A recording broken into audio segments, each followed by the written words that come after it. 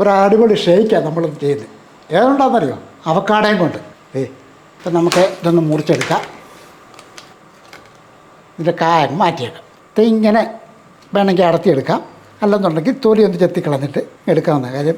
ഇതാകുമ്പോൾ എളുപ്പം. ഇനി ചെറുതായിട്ടൊന്ന് അരിഞ്ഞ് ഇനി ഇത് നമുക്ക് നേരെ ജാറിലോട്ടിട്ട് കൊടുക്കാം. ഒരു 10-12 ഈന്തപ്പഴമാണ്. ചെറുതായിട്ടൊന്ന് മുറിച്ച് നമ്മൾ വെള്ളത്തിയിട്ട് കുതിർന്നതിന് ശേഷം ആ ഈന്തപ്പഴവും ആ വെള്ളവും കൂടെ മുട്ടൊഴിച്ച് കൊടുക്കുക. വെള്ളം എന്ന് പറഞ്ഞാൽ ശകലമേ ഉള്ളൂ കേട്ടോ, കുതിരാൻ വേണ്ടിയുള്ള വെള്ളം ഒഴിച്ചതേ ഉള്ളൂ. ഒരു 5-8 ബദാം ഇതേപോലെ ചെറുതായിട്ട് കഷ്ണങ്ങളാക്കി നരഞ്ഞ് വെച്ചിരിക്കുന്നത്. പീനട്ട് ബട്ടർ 1 ടേബിൾ സ്പൂൺ അങ്ങോട്ടിട്ട് കൊടുക്കുക. ഇനി നമുക്ക് കുറച്ച് പാൽ ഒഴിച്ച് കൊടുക്കാം, ഒരു 1/2 ലിറ്റർ പാൽ.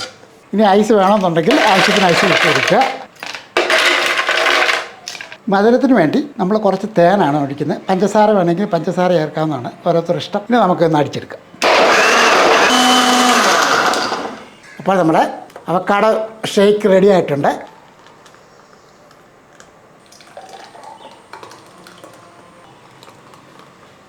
ഇതിൻ്റെ മേളിൽ ഐസ്ക്രീമൊക്കെ ഉണ്ടെങ്കിൽ ഇട്ട് കൊടുക്കാവുന്നതാണ്. ഇച്ചിരി ഈന്തപ്പഴം അരിഞ്ഞ് വെച്ചിരിക്കുന്നത് അങ്ങോട്ട് ഇട്ട് കൊടുക്കുക.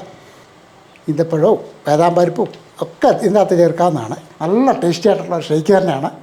അപ്പോൾ അവക്കാഡോ മേടിക്കുമ്പോഴത്തേക്ക് ഇതേപോലത്തെ ഷേക്കൊക്കെ ഉണ്ടാക്കി കഴിക്കും.